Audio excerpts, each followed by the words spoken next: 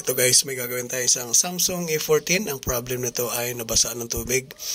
Ang error nyo guys ay hindi na nagre-reading yung CPU, kaya ang gagawin natin, i-re-reball natin yung CPU dahil wala nang supply. So siguro nangyari dito, nagkaroon ng grounded kasi yung board, tapos bumigay yung CPU, kaya nag-decide ako na re-reball natin yung CPU nya, babakbakin natin. Tatry natin kung magagawa ba natin, dahil yung current nito guys, pag pinower on ko sa power supply, ang lumalabas lang ay 183, tapos nawawala na siya. Kaya try natin na baklasin yung CPU. Ayan, nabasa kasi ito. Ayan, susubukan natin kung mabubuhay natin tong unit na to. Ayan. Tinanggal ko yung pinaka-frame para maigi natin makuha. Ngayon guys, may technique dito. Sobrang nipis ng motherboard na to. Ang gagawin nyo, takpan nyo lang yung mga gilid-gilid. So pinaka-importante ito guys, kasi ang Samsung, pag nasubrahan ng reheat ng init, ang nangyayari, lumulubo yung board, nasisira. So ang technique dito guys, dapat bawat gilid matakpan talaga ninyo. Kung depende sa inyo kung ano yung pantakip nyo, kasi yung sa akin, iba-iba yung pantakip ko.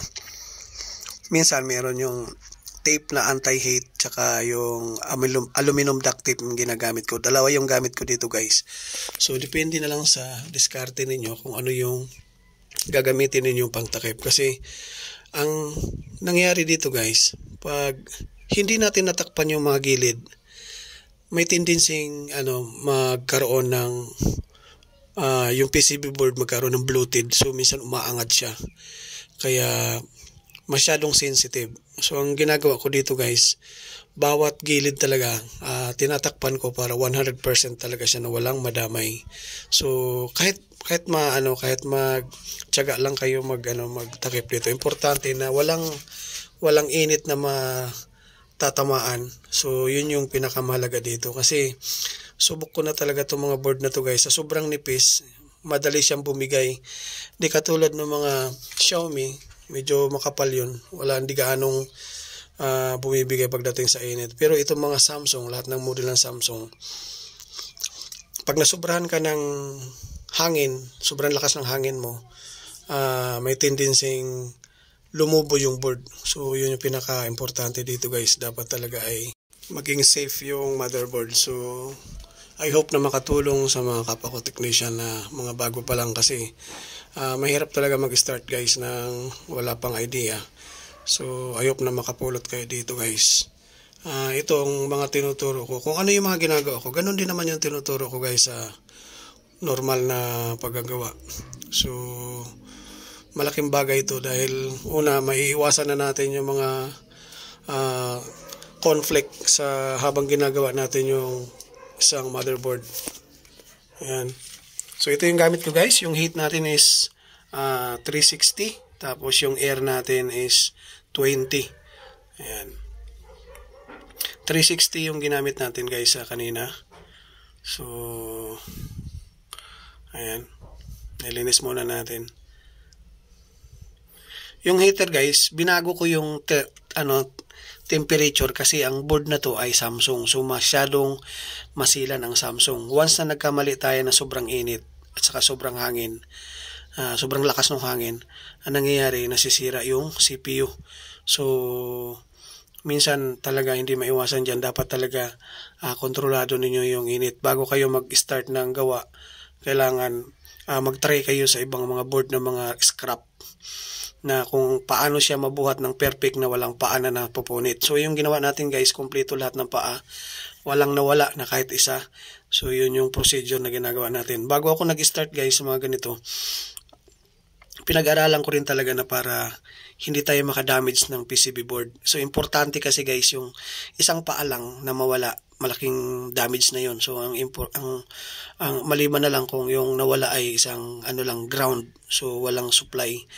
Yun ang pinakamahirap pag magkaroon tayo ng error na may supply. So panibagong trabaho ulit, dagdag trabaho, kasi magja-jumper pa tayo. So yun yung pinaka-error.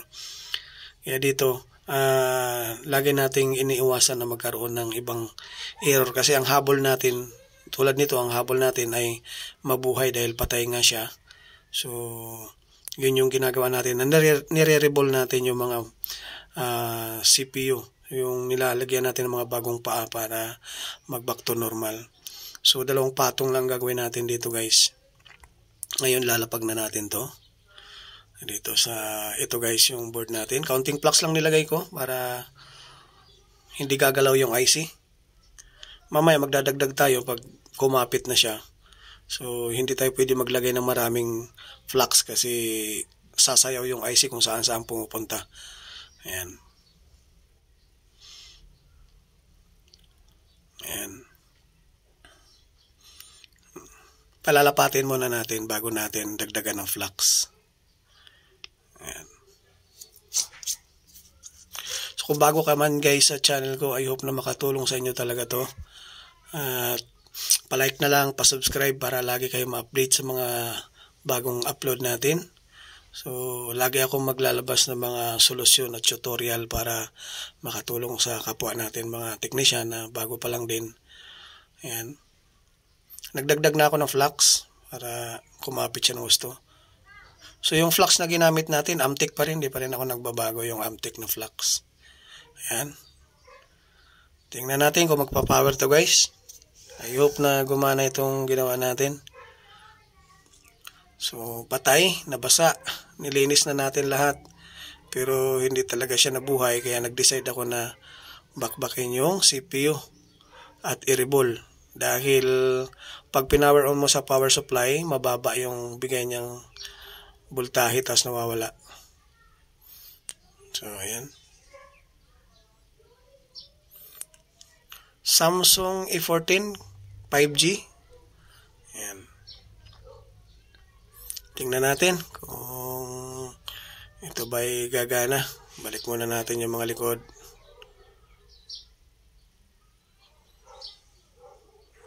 Para matest natin kung normal o hindi. Sana walang password para matest natin na maigi. Kasi pag may password, hindi natin mabuksan guys. Yun ang problema natin dahil di tayo pwede makialam pag may mga password. Minsan kasi may mga customer, may mga privacy. Kaya hindi ko hinihingi talaga yung password. Yan ang iniiwasan natin na baka mag-isip sila na baka tingnan natin yung mga laman. Ako talaga, hindi ko hinihingi yung password. Maliban na lang kung ibibigay na may-ari. Pero yung hingiin ko yung password, di ko hinihingi. Kasi iniiwasan natin yung privacy ng tao. Yan. Power on. Ayun, nagbukas. So, natsambahan natin guys. So, I hope na makatulong ulit ito sa mga bagong mga nag-uumpisa pa lang guys na technician. Sana makatulong sa inyo. So ang reading ito is 138. Tapos drop na siya. Hindi na siya nabubuhay. Hindi na siya nagtutuloy. So ayan na. CPU reball lang. Wala tayong pinalitan. So nagawa na natin. Ayan. Tingnan natin kung magbubukas yung menu.